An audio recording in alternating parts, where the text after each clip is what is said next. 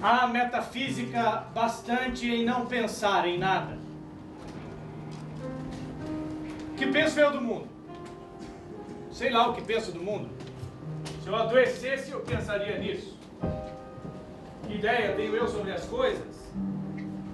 Que opinião tenho sobre as causas e os efeitos? Que tenho eu meditado sobre Deus e a alma e sobre a criação do mundo? Não sei. Para mim, pensar nisso é como fechar os olhos e não pensar. É como correr as cortinas da minha janela. Mas ela não tem cortinas. Mistério das coisas? Sei lá o que é um mistério. O único mistério é haver quem pense no mistério. Quem está ao sol e fecha os olhos, começa a não saber o que é o sol e a pensar em muitas coisas cheias de calor. Mas abre os olhos e vê o sol. Já não pode pensar em nada, porque a luz do sol vale mais que os pensamentos de todos os filósofos e de todos os poetas. Metafísica. Que metafísica tem aquelas árvores? A de serem verdes e copadas, e a de terem ramos e de dar fruto na sua hora, o que não nos faz pensar a nós que não sabemos dar por elas.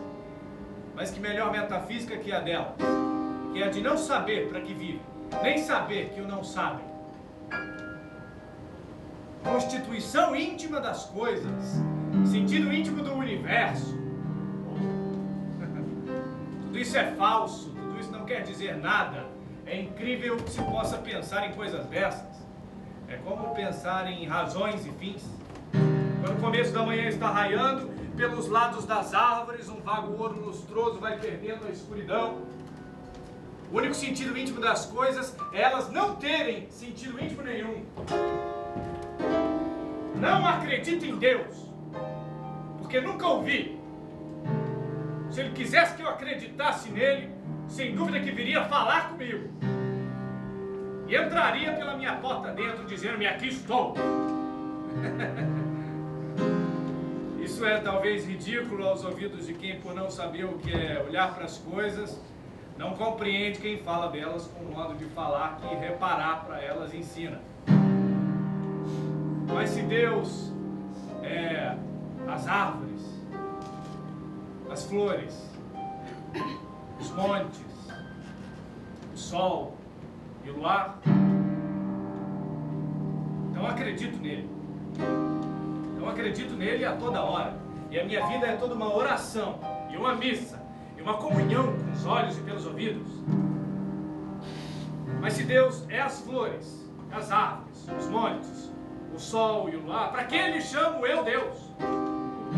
Se Ele se fez para eu ver sol, luar e flores, e árvores e montes, se Ele me aparece como sendo árvores e montes e luar e sol e flores, é porque Ele quer que eu conheça como árvores e montes e flores e sol e luar. E por isso eu obedeço Ele. Que mais sei eu de Deus que Deus de si próprio? Obedeço-lhe a viver espontaneamente, com quem abre os olhos e vê, e chamo-lhe luar e sol e flores, e árvores e montes. E amo-o, sem pensar nele. E penso-o, vendo e ouvindo, e ando com ele a toda hora.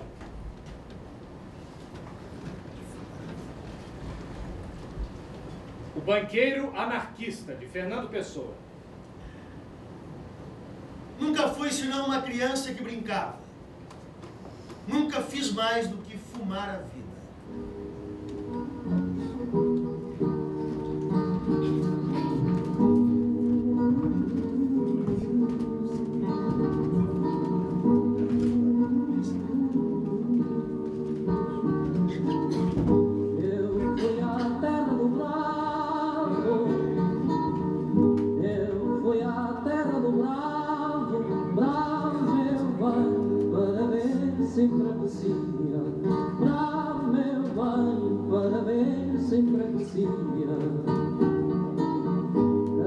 Cada vez fiquei mais manso, cada vez fiquei mais manso, bravo meu bem, para a tua companhia, bravo meu bem, para a tua companhia.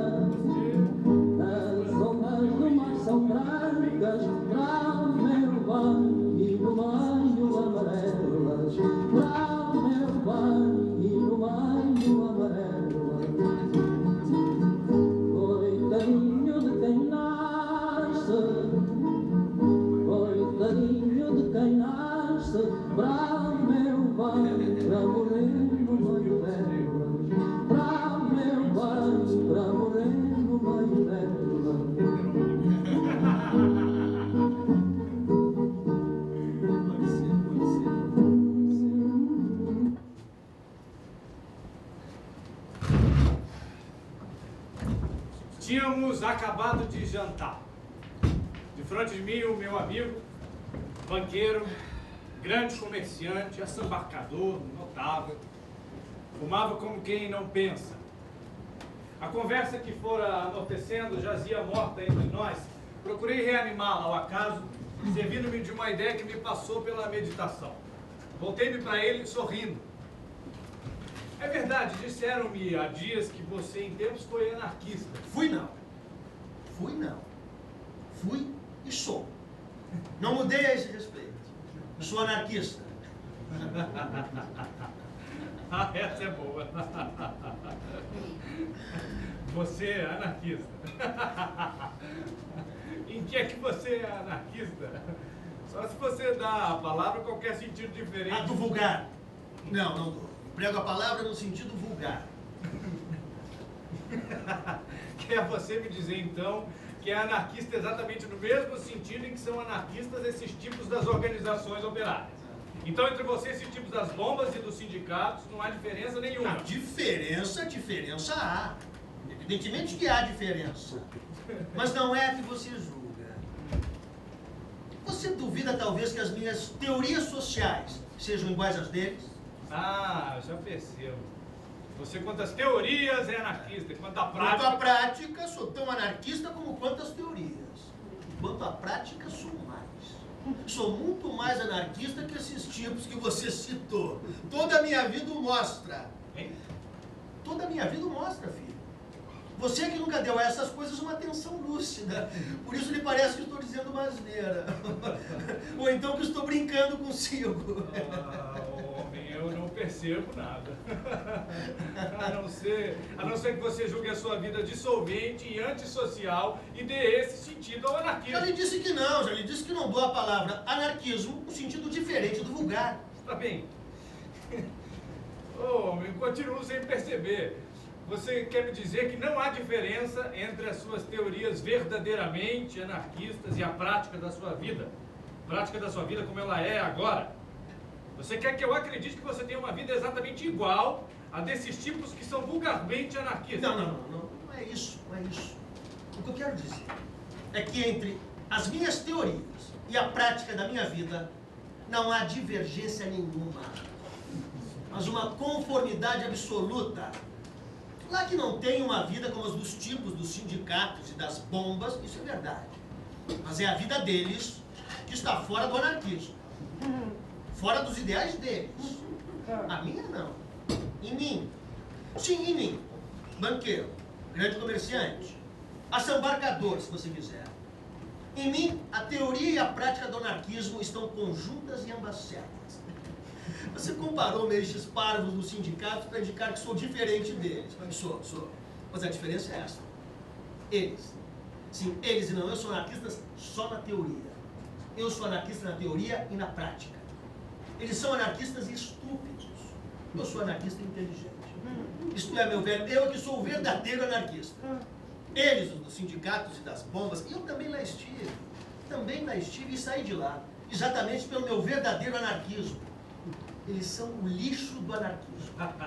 Os fêmeas da grande doutrina libertária. Essa nem ao diabo ouviram. Isso é espantoso. Mas como concilia você as suas teorias anarquistas? Como concilia você se diz que por teoria anarquista entende exatamente o que os anarquistas vulgares entendem? E você ainda por cima me diz que é diferente deles por ser mais anarquista do que eles, não é verdade? Exatamente.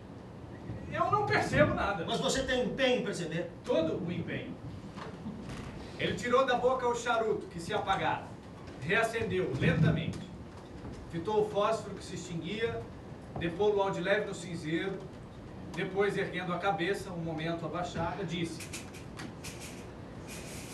Ouça, eu nasci do povo e na classe operária da cidade.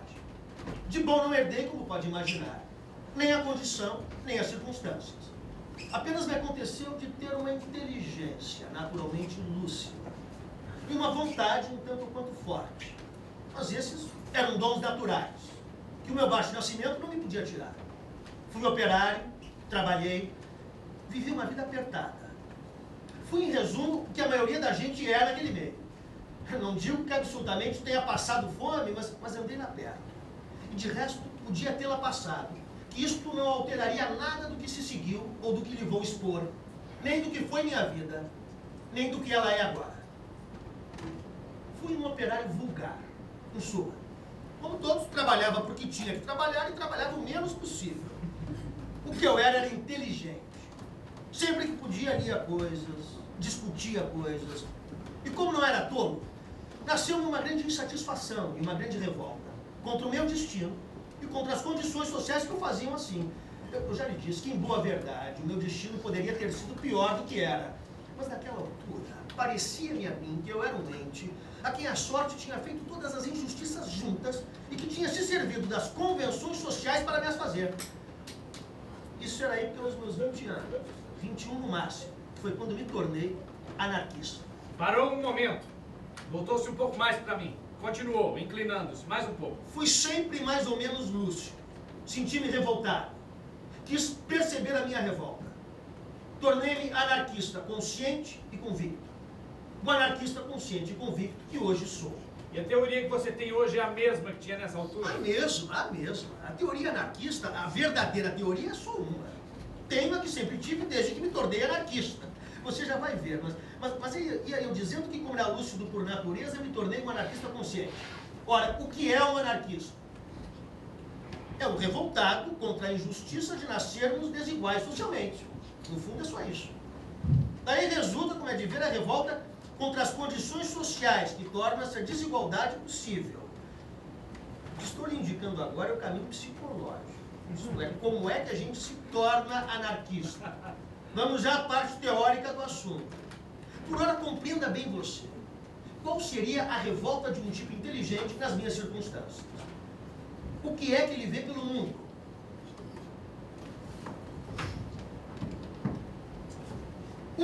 Nasce filho de um milionário, protegido desde o berço contra aqueles infortúnios, e não são poucos, que o dinheiro pode evitar ou atenuar. Outro nasce miserável, a ser, quando criança, uma boca a mais numa família onde as bocas são de sobra para o comer que pode haver. Um nasce conde ou marquês, tem por isso a consideração de toda a gente, faça ele o que fizer.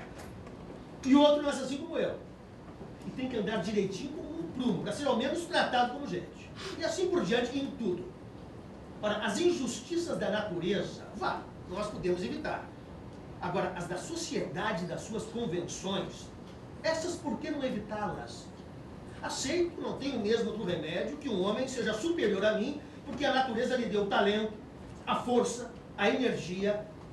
Não aceito que seja meu superior por qualidades postiças, com as quais não saiu do ventre da mãe, mas que lhe aconteceram por bambúrio logo que apareceu cá fora.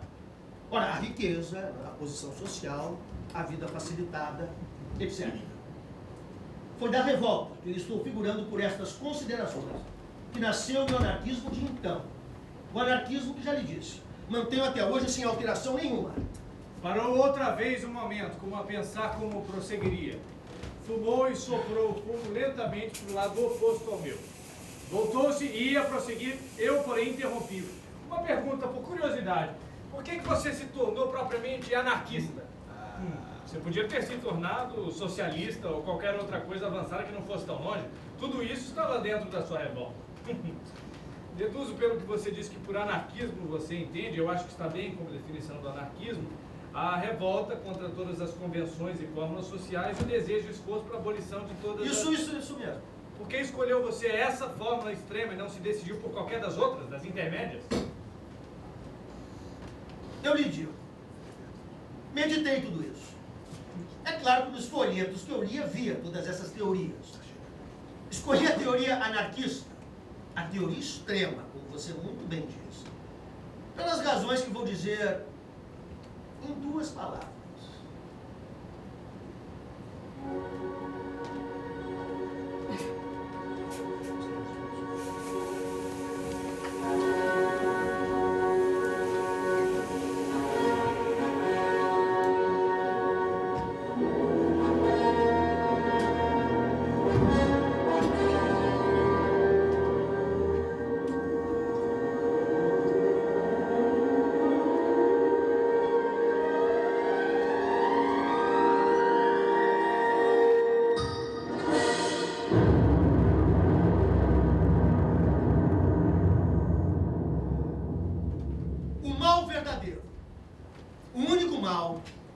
São as convenções e as ficções sociais que se sobrepõem às realidades naturais.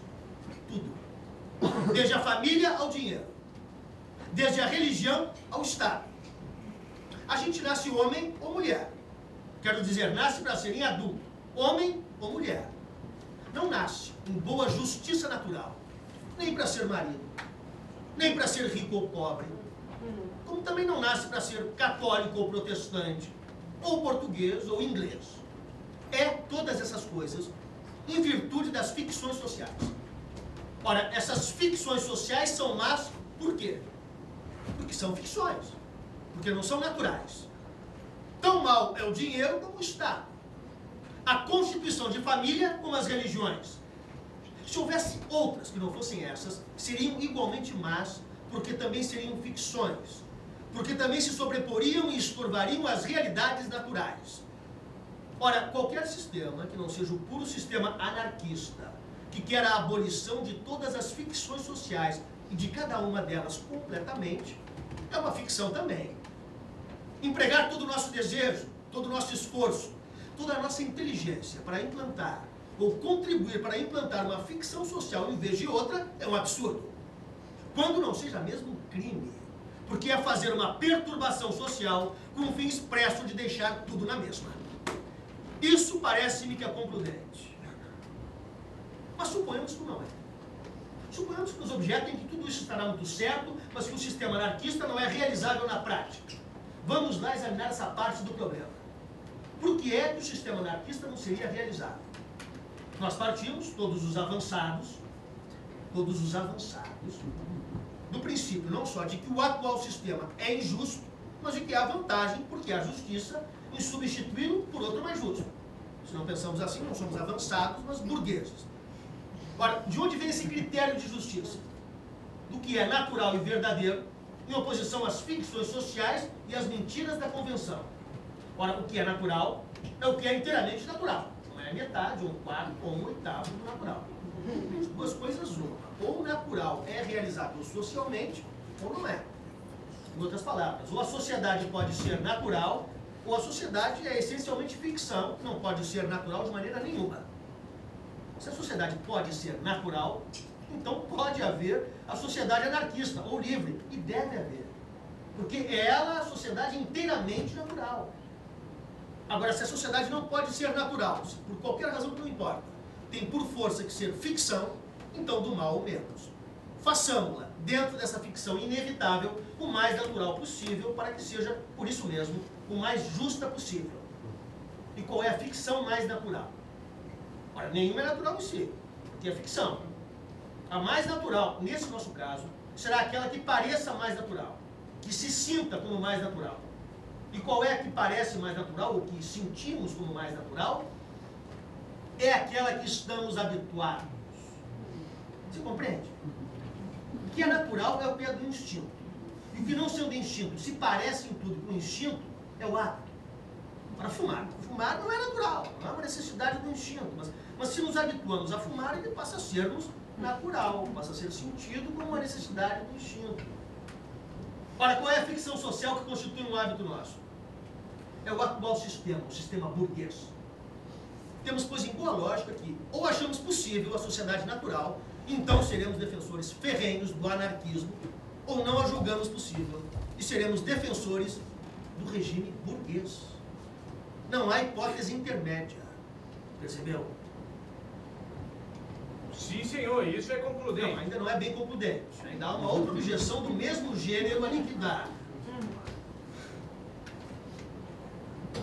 Pode concordar-se que o sistema anarquista é realizável, mas pode duvidar-se que ele seja realizável de chofre. Isto é, que se possa passar do regime burguês para a sociedade livre, sem haver um ou mais estados ou regimes intermédios. Quem fizer essa objeção aceita como realizável e como boa a sociedade anarquista, palpita-lhe que tem que haver um estado qualquer de transição entre a sociedade burguesa e ela. Ora, muito bem, suponhamos que assim é. O que é esse estado de transição, o intermédio? Nosso fim é a sociedade anarquista, ou livre. Esse intermédio só pode ser, portanto, um estado de preparação da humanidade para a sociedade livre. Essa preparação ou é material, ou é simplesmente mental. Isto é, ou é uma série de realizações materiais ou sociais que vão adaptando a humanidade à sociedade livre, ou é uma simples propaganda gradualmente crescente e influente que a vai preparando mentalmente para desejá-la ou aceitá-la. Vamos ao primeiro caso. A adaptação gradual e material da humanidade à sociedade livre. É impossível. É mais do que impossível, é absurdo. Veja, não há adaptação material, senão é uma coisa que já há. Nenhum de nós pode se adaptar materialmente ao meio social do século 23, por exemplo. Mesmo que saiba o que ele será. E não se pode adaptar materialmente porque o século 23 e o seu meio social não existem materialmente ainda. Assim chegamos à conclusão de que na passagem da sociedade burguesa para a sociedade livre, a única parte que pode haver de adaptação, de evolução ou de transição é mental. É a gradual adaptação dos espíritos à ideia da sociedade livre. Mas, em todo caso, no campo da adaptação material, ainda há uma hipótese. Irra com tanta hipótese! Mas, filho, o homem lúcido tem que examinar todas as objeções possíveis e as refutar, antes de se poder dizer seguro da sua doutrina. E de mais a mais, isso tudo em resposta a uma pergunta que você me fez. Sim, está bem. No campo da adaptação material, dizia eu, há em todo caso uma outra hipótese. É a da ditadura revolucionária. A ditadura revolucionária é como? Agora, como eu expliquei, não há adaptação material a uma coisa que não existe materialmente ainda. Mas se por um movimento brusco se fizer a revolução social, fica implantada já, não a sociedade livre, porque para essa não pode a humanidade ter ainda preparação, mas uma ditadura daqueles que querem implantar a sociedade livre. Mas existe já, ainda que em esboço ou em começo, existe já materialmente qualquer coisa da sociedade livre. Há já, portanto, uma coisa material a que a humanidade se adapte. Ora, é esse o argumento no que as bestas que defendem a ditadura do proletariado a defenderiam, se fossem capazes de argumentar ou de pensar. O argumento, claro, não é deles, é meu. Ponho como objeção a mim mesmo. E como vou lhe mostrar? É falso.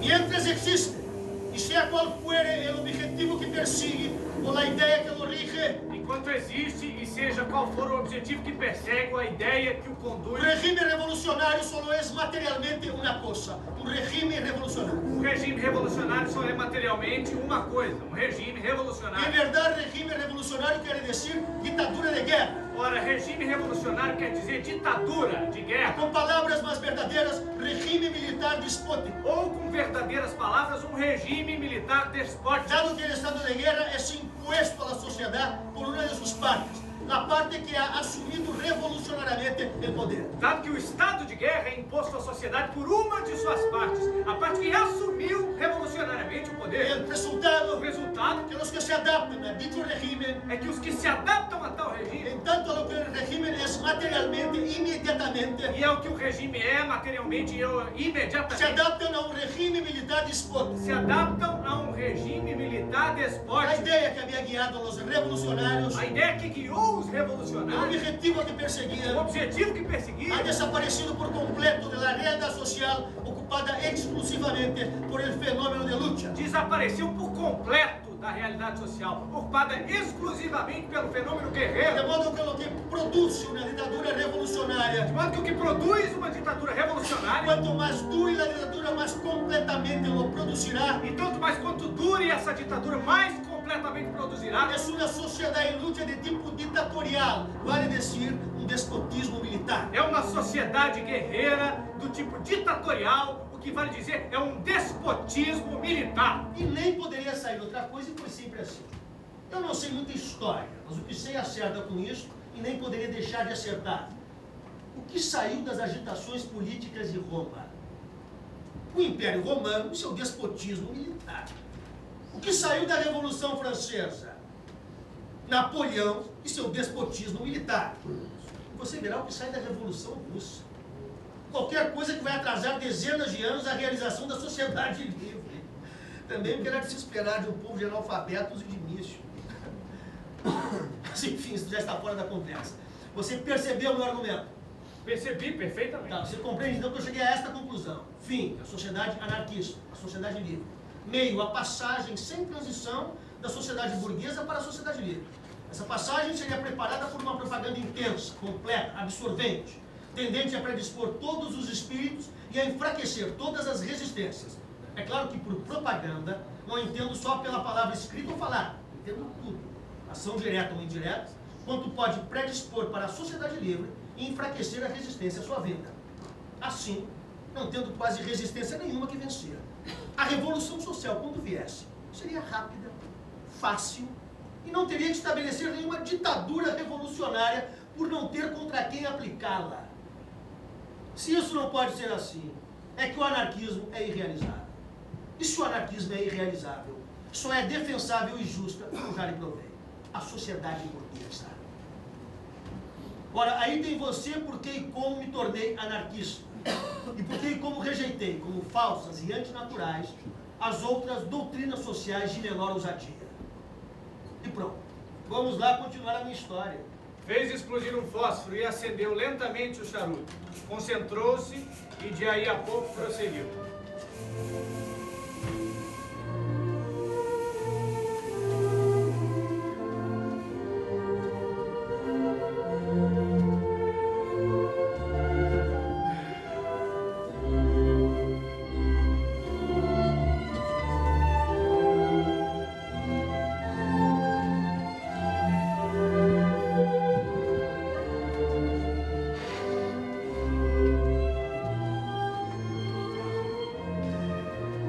Havia vários outros rapazes com as mesmas opiniões que eu.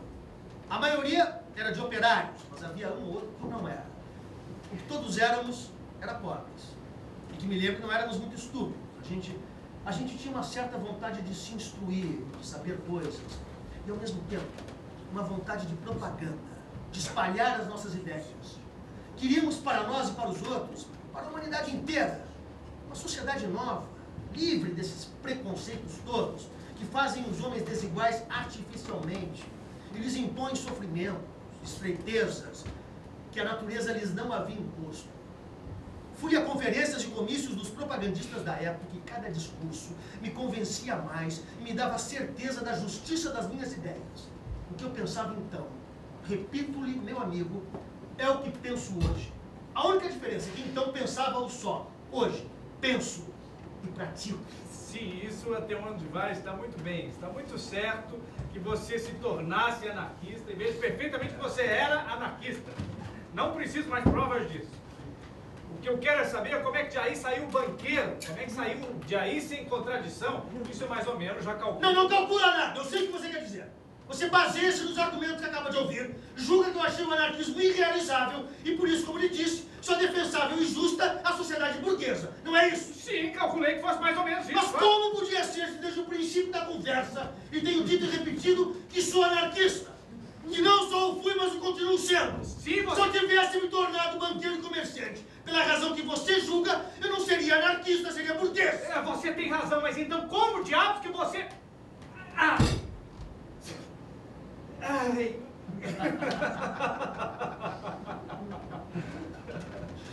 Vá lá, vá dizendo.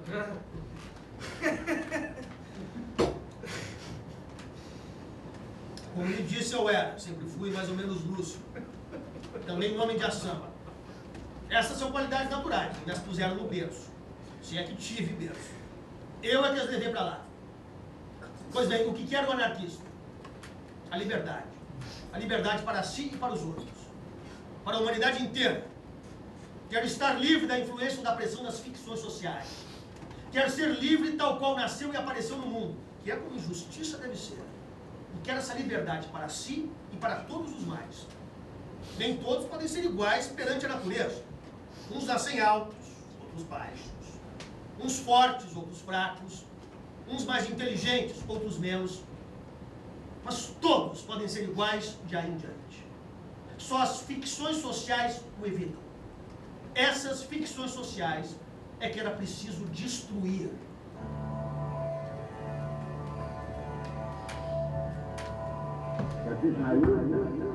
Era preciso destruí-las, mas não me escapou uma coisa. Era preciso destruí-las, mas em proveito da liberdade. E tendo sempre em vista a criação da sociedade livre.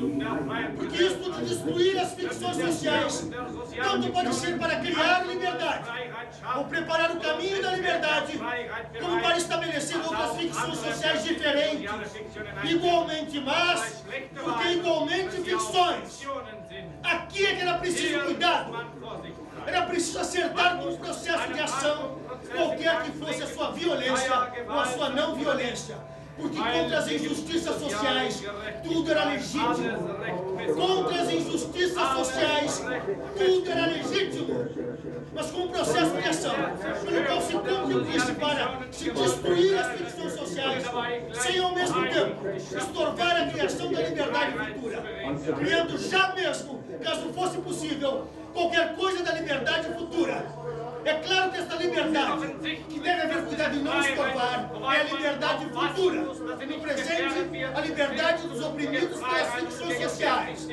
Claro está que não temos que olhar a não estorvar a liberdade dos poderosos, dos bem situados, de todos os que representam as ficções sociais e têm vantagens delas. Esta não é liberdade. Esta é a liberdade de tiranizar, que é o contrário da liberdade. Esta, pelo contrário, é a que mais devemos pensar em estorvar e em combater.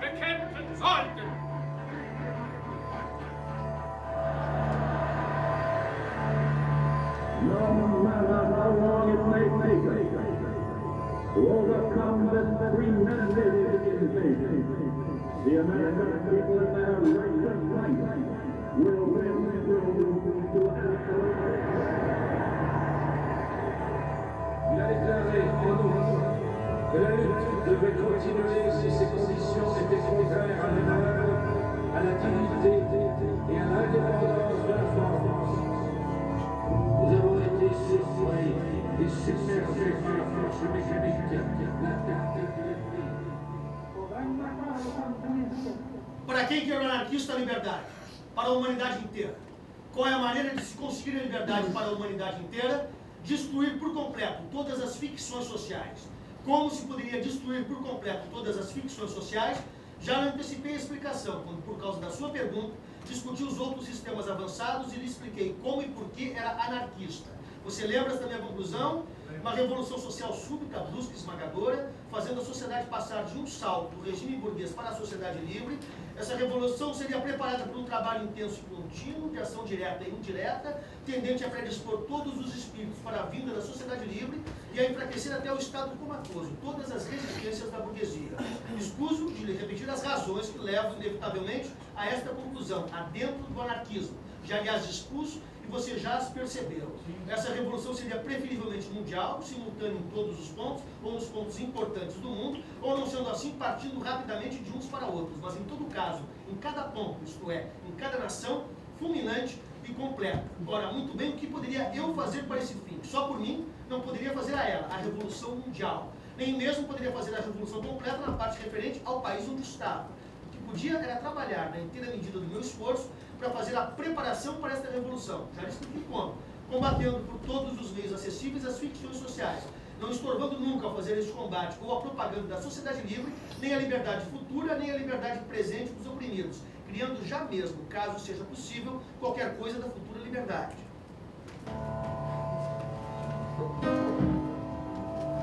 Se há fato estranho e inexplicável, é que uma criatura de inteligência e sensibilidade se mantenha sempre sentado sobre a mesma opinião, sempre coerente consigo próprio. A contínua transformação de tudo dá-se também no nosso corpo e dá-se também no nosso cérebro, consequentemente. Como então, se não por doença, cair e rescindir na anormalidade de querer pensar hoje a mesma coisa que se pensou ontem, quando só o cérebro de hoje já não é o de ontem, mas nem sequer o dia de hoje é o de ontem. É uma falta de cortesia com os outros ser sempre o mesmo à vista deles. É amassá-los, apoquentá-los com a nossa falta de variedade. Ora, aqui, meu amigo, pus eu a minha lucidez em ação. Trabalhar para o futuro está bem, pensei eu. Trabalhar para os outros terem liberdade está certo. Mas então eu não sou ninguém? Se eu fosse cristão, trabalharia alegremente pelo futuro dos outros, porque lá teria minha recompensa no céu. Mas também, se eu fosse cristão, eu não seria anarquista, porque então as tais desigualdades sociais não teriam importância na nossa curta vida, seriam só condições da nossa aprovação e lá seriam compensadas na vida eterna. Mas eu não era cristão, eu não sou. Eu me perguntava, Mas por quem é que me vou sacrificar nisso tudo? Mais ainda, por que é que me vou sacrificar? Vieram momentos de descrença, e você compreende que era justificado. Eu sou materialista, pensava eu. Não tenho mais vida que esta. Para que hei de ralar-me com propagandas e desigualdades sociais de outras histórias, quando posso gozar e entreter-me muito mais se não me preocupar com isso? Quem tem só esta vida? Quem não crê na vida eterna? Quem não admite lei senão a natureza? Quem se opõe ao Estado porque ele não é natural? Ao casamento porque ele não é natural? Ao dinheiro porque ele não é natural? E a todas as ficções sociais porque elas não são naturais? Porque cargas d'água que defende o altruísmo e o sacrifício pelos outros, ou pela humanidade, se o altruísmo e o sacrifício também não são naturais? Sim. A mesma lógica que me mostra que um homem não nasce para ser casado, ou para ser português, ou para ser rico ou pobre, mostra-me também que ele não nasce para ser solidário. Que ele não nasce senão para ser ele próprio. E, portanto, o contrário de altruísta e solidário. E, portanto, exclusivamente egoísta.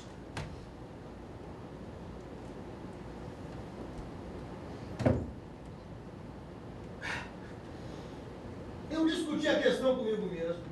Repara, tu dizia eu, para mim, que nascemos pertencentes à espécie humana e que temos o dever de ser solidários com todos os homens. Mas a ideia de dever era natural.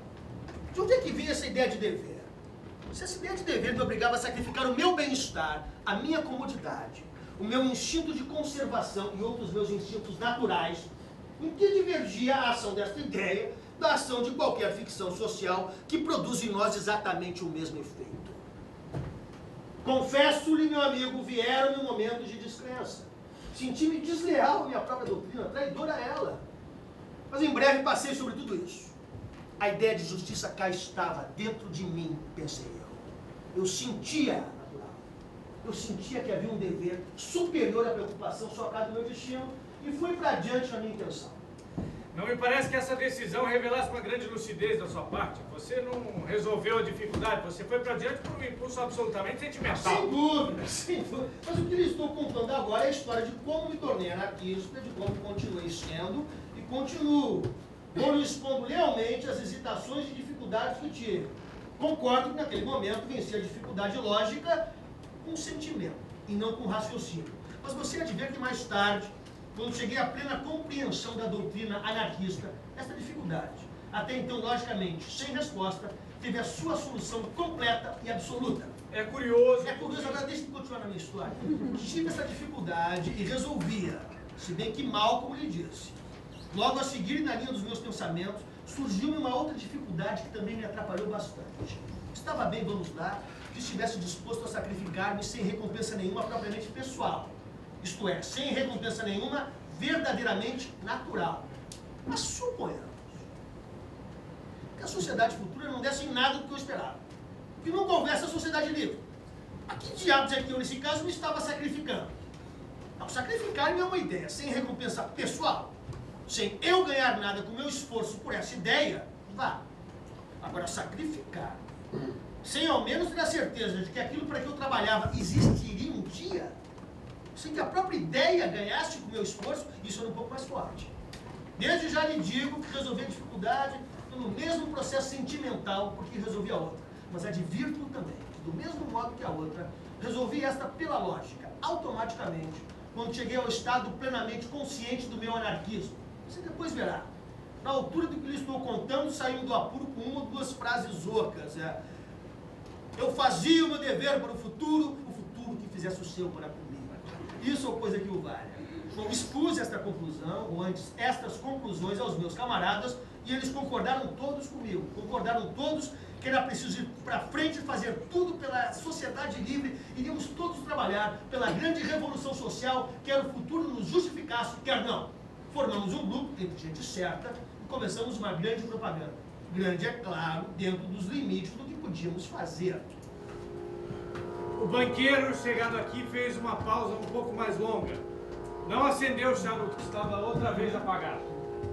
De repente teve um leve sorriso e com ar de quem chega ao ponto importante, fitou-me com mais insistência e prosseguiu, clarificando mais a voz e acentuando mais as palavras. Nessa altura, disse ele, apareceu uma coisa nova. Nessa altura é modo de dizer. Quero dizer que depois de alguns meses da nossa propaganda, comecei a reparar numa nova complicação. E esta é que era a mais séria de todas. Esta que era séria a valer. Ora, na altura da nossa propaganda não éramos muito, éramos 40, salvo erro. Dava-se o seguinte caso. Criava-se tirania. Criava-se tirania? Criava-se tirania como? Da seguinte maneira, uns mandavam em outros e levavam-nos para onde queriam. Uns impunham-se a outros e obrigavam-nos a ser o que eles queriam. Uns arrastavam outros por manhas e por artes para onde eles queriam. Não digo que fizessem isso em coisas graves. Mesmo não havia coisas graves ali que o fizessem. Mas o fato é que isso acontecia sempre e todos os dias. E dava-se não só em assuntos relacionados com a propaganda, como fora deles. Em assuntos vulgares da vida. Você vê bem o caso? Vejo, mas que diabos há de estranho nisso? Isso é tudo quanto há de mais natural. Será? Já vamos a isso. O que lhe peço que note é que é exatamente o contrário da doutrina anarquista. Repare bem que isso se passava num grupo pequeno, num grupo sem influência nem importância, num grupo que não estava confiada a solução de nenhuma questão grave ou decisão sobre qualquer assunto de vulto. E repare que se passava num grupo de gente que se unira especialmente para fazer o que pudesse para o fim anarquista, isto é, para combater tanto quanto possível as ficções sociais e para criar tanto quanto possível a liberdade futura. Você reparou bem nesse ponto? Reparei. Sim, agora põe o caso num grupo muito maior, tratando já de questões importantes e de decisões de caráter fundamental. Ponha esse grupo maior a encaminhar os seus esforços, como o nosso, para a formação de uma sociedade livre. E agora me diga se através desse carregamento de tiranias entrecruzadas, você entrevê qualquer sociedade futura que se pareça com uma sociedade livre, ou mesmo com uma humanidade digna de si própria. Sim, isso é muito curioso. É curioso, e olhe que há pontos secundários também muito curiosos, como, por exemplo, a tirania do auxílio. O quê? A tirania do auxílio. Havia entre nós quem, em vez de mandar nos outros, em vez de se impor aos outros, pelo contrário, os auxiliava em tudo quanto podia. Parece o contrário, pois olha que é o mesmo. É a mesma tirania nova. É do mesmo modo ir contra os princípios anarquistas. Ah, essa é boa. Em que? Ora, auxiliar alguém, meu amigo, é tomar alguém por incapaz. Se esse alguém não é incapaz, é ou fazer um tal ou supor um tal. Isto é, no primeiro caso, uma tirania, no segundo, um desprezo. Num caso, cerceia-se a liberdade de outrem, no outro caso, parte-se, pelo menos inconscientemente, do princípio de que outrem é desprezível, e incapaz ou indigno de liberdade. Pus-me a pensar, havia um erro, um desvio qualquer. Os nossos intuitos eram bons. As nossas doutrinas pareciam certas. Seriam errados os nossos processos? Com certeza que deveriam ser. Pus-me a pensar nisso e ia dando em doido. Um dia, de repente, como acontece sempre nesses casos, dei uma solução. Foi o grande dia das minhas teorias anarquistas. O dia em que descobri, por assim dizer, a técnica do anarquismo. Olhou-me um momento sem me olhar. Sei que despertei e que ainda durmo. O meu corpo antigo, moído de eu viver, diz-me que é muito cedo ainda. Sinto-me febril, de longe. Peço-me, não sei porquê. Pensei assim, temos aqui uma tirania nova. Uma tirania que não é derivada das ficções sociais. De onde então seria ela derivada? Seria derivada das qualidades naturais? Se é, adeus, sociedade livre. Se uma sociedade onde estão em operação apenas aquelas qualidades naturais dos homens, aquelas qualidades com as quais eles nascem, que devem só à natureza, e sobre as quais não temos poder nenhum, se uma sociedade onde estão em operação apenas essas qualidades é um amontoado de tiranias, quem é que vai mexer o dedo mínimo para a vinda dessa sociedade? Tirania por tirania fica que está, que ao menos é aquela que estamos habituados. Ora, você veja bem, o caso da tirania que tínhamos estado criando era exercida sobre homens como nós, camaradas naturais. E mais ainda, sobre homens duas vezes nossos camaradas, porque o eram também pela comunhão do mesmo ideal. De modo que uma coisa é evidente, no estado social presente, não é possível um grupo de homens, por bem intencionados que estejam todos, por preocupados que estejam todos só em combater as ficções sociais e em criar liberdade, trabalharem juntos sem que espontaneamente criem entre si tirania, sem criar entre si uma tirania nova, suplementar a das ficções sociais, sem destruir na prática tudo quanto querem na teoria, sem involuntariamente estorvar o mais possível o próprio intuito que querem promover. O que há a fazer é muito simples. É trabalharmos todos para o mesmo fim, mas separados. Separados? Sim. Você não seguiu o meu argumento? Consegui. Não acha lógica? Não acha fatal essa conclusão? Acho sim, claro. Era esse até que enfim o verdadeiro processo anarquista. Juntos nada varíamos que importasse. E ainda por cima nos tiranizávamos. E estorvávamos a nós mesmos e as nossas teorias. Separados pouco também conseguiríamos, mas ao menos não estorvávamos a liberdade. Não criávamos tirania nova. O que conseguíssemos, pouco que fosse, seria realmente conseguido, sem desvantagem nem perda. E de mais a mais, trabalhando assim separados, aprenderíamos a confiar mais em nós mesmos, a não nos encostarmos uns aos outros, a tornarmos-nos mais livres já, a prepararmos, tanto pessoalmente como aos outros, pelo nosso exemplo, para o futuro. Eu fiquei radiante com essa descoberta. Fui logo expô-la aos meus camaradas. Foi uma das poucas vezes em que fui estúpido na minha vida. Imagine você que eu estava tão cheio da minha descoberta que esperava que eles concordassem. Não concordaram, é claro. Repontaram todos, uns mais, outros menos, tudo protestou. Não era isso, isso não podia ser, mas ninguém dizia o que era, o que havia de ser. Argumentei, em resposta aos meus argumentos, não obtive senão frases, lixo. Coisas como essas que os ministros respondem nas câmaras quando não tem resposta nenhuma. É aí que eu vi com que bestas, com que covardões estava metido. Desmascararam-se. Aquela corda já tinha nascido para escravos. Queriam ser anarquistas? A custa alheia. Queriam a liberdade? Logo que fossem os outros que a arranjassem. Logo que lhe fosse dada como um rei dá um título. Quase todos eles são assim, os grandes lacaios. E você escamou-se. Me escamei, enfureci-me, pus meus coices, dei por paus e por pedras, sabe? Quase que me peguei com 2 ou 3 deles. E acabei por me vir embora, isolei. Vem com nojo aquela carneirada que você não imagina, sabe? Quase que descri do anarquismo, quase que decidi não me importar mais com tudo aquilo. Mas passados uns dias voltei a mim. Pensei que o ideal anarquista estava acima dessas quisilas. Eles não queriam só brincar aos libertários? Não estava eu para brincar, num caso desses. Eles não tinham força para combater, senão encostados uns aos outros, e criando entre si um simulacro novo da tirania que diziam querer combater, os que o fizessem os parvos, se não serviam para mais. Eu é que não ia ser burguês por tão pouco. Estava estabelecido que no verdadeiro anarquismo, cada um tem que, por sua própria força, criar liberdade e combater as ficções sociais. Pois eu iria, por minha própria força, criar liberdade e combater as ficções sociais. Ninguém queria seguir-me no verdadeiro caminho anarquista, iria eu por ele. Iria eu só com os meus recursos, com a minha fé, e desacompanhado até mesmo do apoio mental dos que tinham sido meus camaradas contra as ficções sociais inteiras. Não digo que fosse um belo gesto, nem um gesto heróico. Foi simplesmente um gesto natural. Se o verdadeiro caminho tinha que ser seguido por cada um separadamente, eu não precisava de ninguém mais para o seguir. Bastava o meu ideal. Foi baseado nesses princípios e nessas circunstâncias que decidi, por mim só, combater as ficções sociais. Transcendentalismo absoluto. Deus é tudo, mas tudo é irrealmente. Uma pedra não é real como pedra. Uma pedra é uma ilusão do meu espírito. Mas como o meu espírito é Deus e a pedra é Deus, a pedra é real e irreal ao mesmo tempo. A natureza é uma irrealidade divina. Tinha eu, pois, que aplicar à vida prática o princípio fundamental de ação anarquista que eu já tinha esclarecido. Combater as ficções sociais sem criar tirania nova, criando já, caso seja possível, qualquer coisa da futura liberdade. Ora, como diabos se faz isso na prática?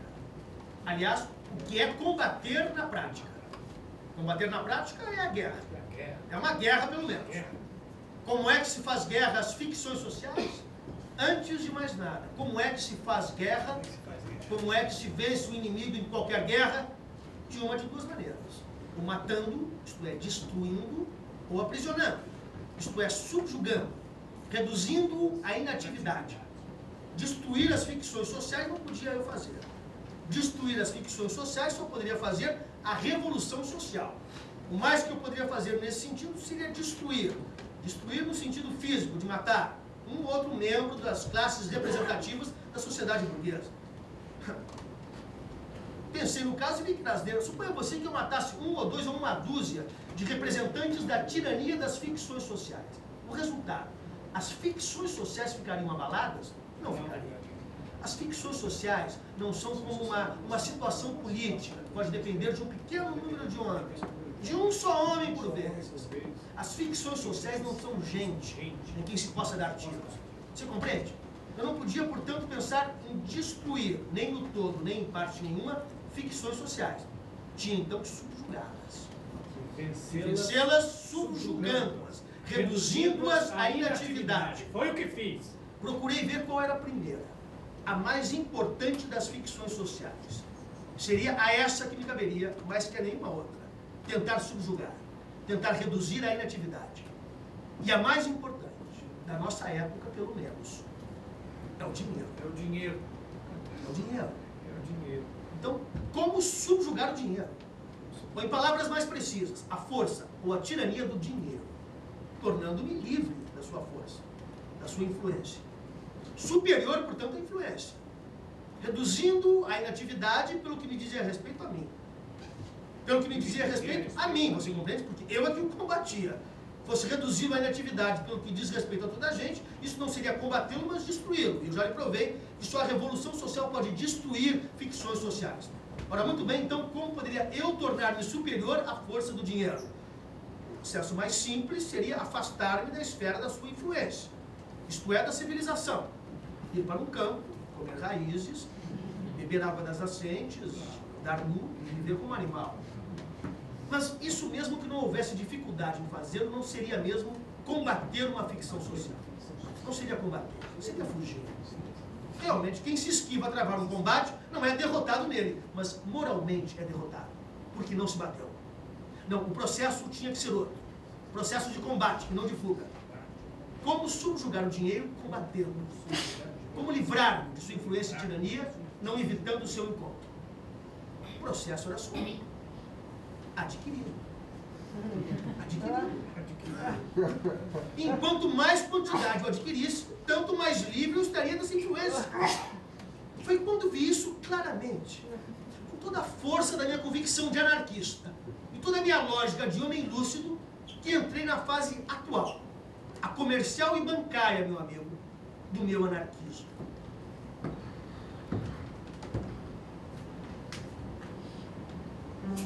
Nós todos que tendes uma escola, que andais sob a canga de uma orientação, que sois quaisquer entes que acabem em ismos, que pertencem a qualquer coisa que termine em ista, para que o limite? Se para ser limitado basta existir. Criar é libertar-se.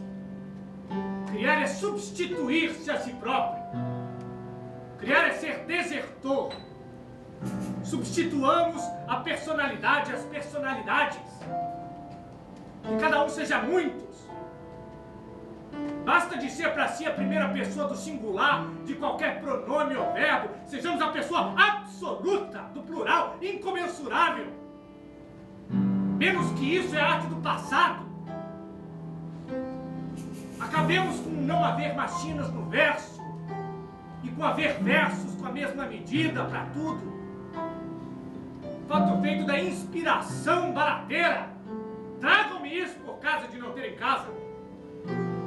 Não façamos a apologia dos fortes, mas a dos fracos de muitas maneiras. Não façamos a apologia dos heróis, mas dos completos. Ser herói é ser tudo num só ato de vida. Queiramos mais. Queiramos ter o heroísmo. Queiramos mais.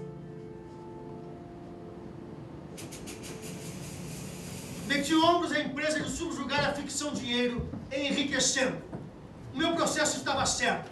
E eu servi-me legitimamente como anarquista de todos os meios para enriquecer. o assambarcamento, o sofisma financeiro, a própria concorrência desleal. O quê? Eu combatia as ficções sociais, imorais e antinaturais por excelências. E havia de olhar a processos, eu trabalhava e lutava pela liberdade. E havia de olhar as armas com que combatia a tirania. Não, o meu processo estava certo. Hoje realizei o meu limitado sonho de anarquista prático e lúcido. Sou livre. Faço o que quero. Dentro, é claro, do que é possível fazer. O meu lema de anarquista era a liberdade? Pois bem, tenho a liberdade. A liberdade que, por enquanto, na nossa sociedade imperfeita, é possível ter. Quis combater as forças sociais? Combati-as. O que é mais? Venci-as. Alto lá, disse eu. Tudo isso estará muito certo, mas há uma coisa que você não viu. As condições do seu processo eram, como você provou, não só criar liberdade, mas também não criar tirania. Ora, você como assambarcador, como banqueiro, como financeiro sem escrúpulos, você me desculpa, mas você que disse, você criou tirania. Você criou tanta tirania quanto qualquer outro representante das ficções sociais, que você disse que... Não, mas você engana se eu não criei tirania. A tirania que pode ter resultado da minha ação de combate contra as ficções sociais é uma tirania que não parte de mim. Então eu não criei. Ela está nas ficções sociais. Eu não a juntei a elas. Essa tirania é a própria tirania das ficções sociais. E eu não podia, nem me propus, destruir ficções sociais. Pela 100ª vez lhe repito, só a revolução social pode destruir ficções sociais. Antes disso, a ação anarquista perfeita como a minha só pode subjugá-las. E subjugá-las em relação ao anarquista que põe esse processo em prática. Porque o processo não permite uma mais larga sujeição dessas ficções. Não é de não criar tirania que se trata, é de não criar tirania nova. Tirania onde não estava. Não, meu amigo, eu só criei liberdade. Libertei um. É que o meu processo, e é como que provei, o único verdadeiro processo anarquista não me permitiu libertar mais. O que pude libertar, libertei.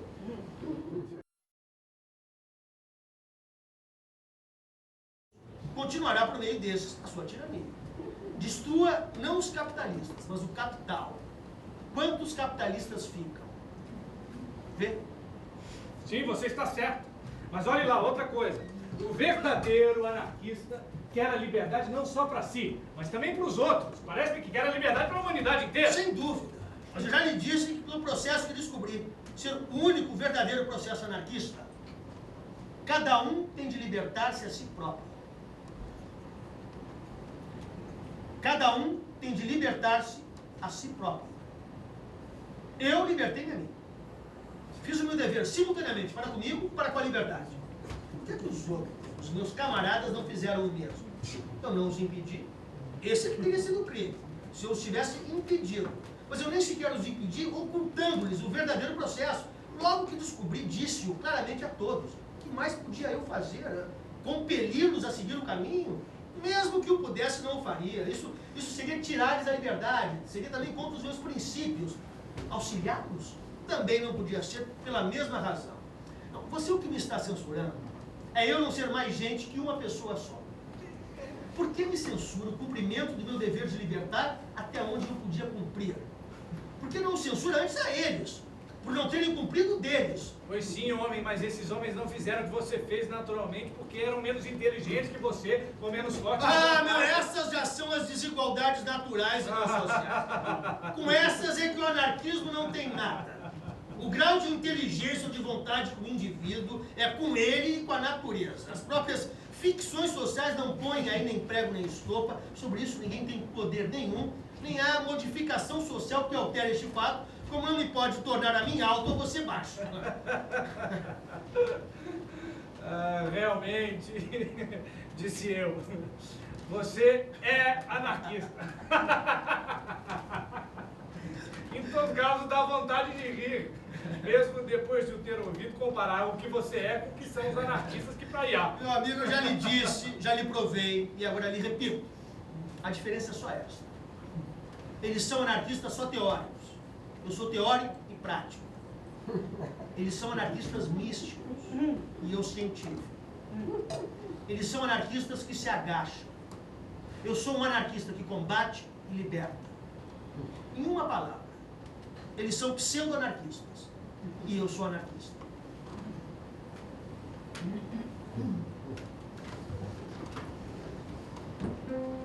Meu olhar é nítido como um girassol.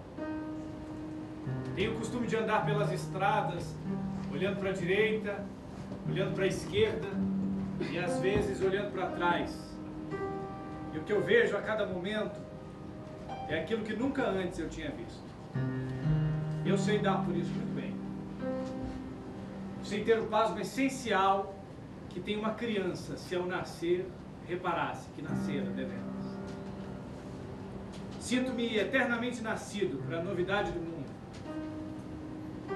Creio no mundo como no mal me quer, porque eu vejo, mas não penso nele, porque pensar é estar doente dos olhos. O mundo não se fez para pensarmos nele. Pensar é não compreender. O mundo se fez para olharmos para ele e estarmos de acordo. Eu não tenho filosofia, eu tenho sentidos. Se falo na natureza, não é porque saiba o que ela é, mas porque a amo. E amo-a por isso. Porque quem ama não sabe o que ama, nem sabe o que é amar. Amar é a única inocência. E a eterna inocência não pensar. E levantamos-nos da mesa. Lisboa, janeiro de 1922. Nunca conheci quem tivesse levado porrada.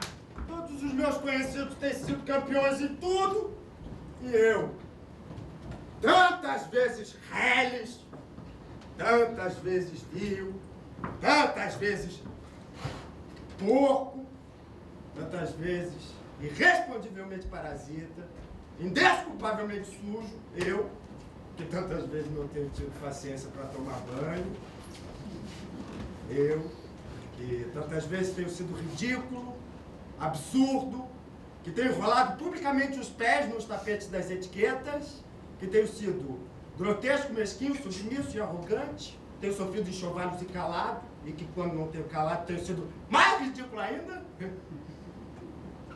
Eu, que tenho sido cômico às criadas de hotel, eu que tenho sentido o piscar de olhos dos moços de frete, eu que tenho feito vergonhas financeiras pedindo emprestado sem pagar, eu que tenho sentido a angústia das pequenas coisas ridículas, eu verifico que eu não tenho par nisso tudo, nesse mundo. Toda a gente que eu conheço que fala comigo nunca teve um ato ridículo. Nunca sofreu um enxovalho. Nunca foi senão um príncipe. Todos eles príncipes na vida. Quem me dera ouvir de alguém a voz humana que me confessasse não um pecado, mas uma infâmia. Que me contasse não uma violência, mas uma covardia. Não, são todos o ideal. Se os ouço e me falam: ó, príncipes, meus irmãos, estou farto de semideuses. Onde é que é a gente nesse mundo? Então só sou eu que é vil e errôneo nesta terra? Poderão as mulheres não os terem amado, poderão ter sido traídos, mas ridículos nunca. E eu, que tenho sido ridículo sem ter sido traído, como posso eu falar com os meus superiores sem titubear? Eu, que tenho sido vil, literalmente vil, vil no sentido mesquinho e infame da vileza,